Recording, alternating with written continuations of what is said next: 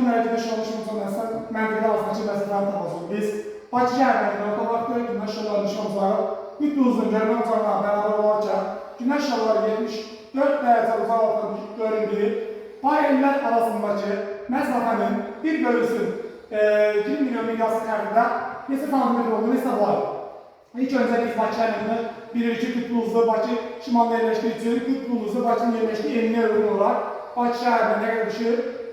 40 dərəcə bizə lazımdır. Amma bizim məsələdə bu bizə lazım deyil. Niyə lazım deyil? Nə də günəşin hafizəyə olduğu lazım deyil. Biz bu məsələyə daha sadə yolla baxırıq burada. Deməli, məntəqələrə 74 dərəcə uzaqdan düşürsə, biz 90, çıxılsın 74, tapırıq 16 dərəcə. Deməli, məntəqəni hər birinə 16 dərəcə uzaqdan düşürsə, biz o zaman məntəqələr arasında dərəcə fərqini tapırıq.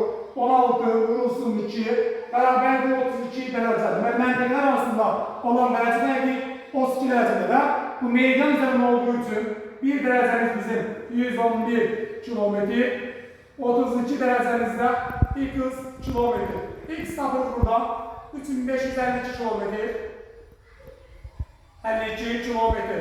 Tapdıq ki, məntəqələr arasında həqiqi məsələ belədirsə, gəlin bunu xəritə üzərində olduğunu müəyyən edir. Bizim miqyasımız 1 santimetrə 2 milyon verildiyi üçün, yəni biz 1 santimetrə düşür yer üzərindəki məsafə 200 kilometr.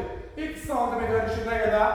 3552 kilometr. X-i buradan tapsaq 17,8 santimetr tapırıq. Deməli bizim bu sualın cavabı olur 17,8 santimetr.